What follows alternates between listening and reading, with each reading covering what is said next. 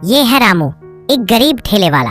सुबह से शाम तक धूप बरसात में मेहनत करता, तब जाकर घर का चूल्हा जलता। तभी रामू से उसका बेटा कहता है, पिताजी सब कहते हैं मेरा पापा ठेला लगाता है, मुझे शर्म आती है। रामू धीरे से मुस्कुराकर, बेटा शर्म मेहनत करने में नहीं होती, चोरी करने में होती है।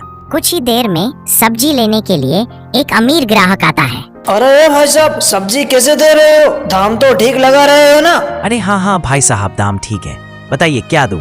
टमाटर 50 किलो है और मिर्च 100 रुपए किलो। अरे 100 रुपए किलो मिर्च? लगता है तुम्हारा दिमाग खराब हो गया, इतनी गरीबी में भी 100 रुपए किलो मिर्च बेच रहे हो? अरे रुकिए भाई साहब, जरा ले जाइए। कहाँ जाते हो? मुझे बस 1 किलो पर 2 रुपये मिल रहे हैं। इस तरह बेटे के सामने बूढ़ा बाप शर्मिंदगी महसूस करता है। अरे पापा, वो अंकल तो सब्जी नहीं लेकर गए, अब क्या करेंगे हम लोग? अरे बेटा, तू इतनी चिंता क्यों कर रहा है? शाम को सारी सब्जियां बिक जाएगी। तू जा घर चल, मैं आता हूँ।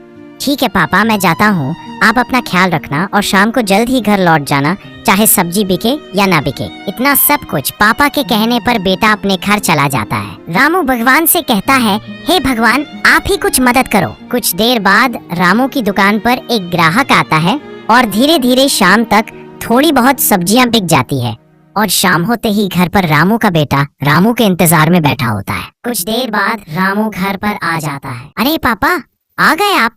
क्या हुआ, हमारी सब्जियां बिकी है कि नहीं? अरे हाँ बेटा, बिकी है ना थोड़ी बहुत सब्जियां। क्या थोड़ी बहुत? लेकिन पापा ऐसे कब तक चलता रहेगा? और इसी तरह रामू और उसका बेटा रोज गरीबी में ही दिन निकालते रहते थे।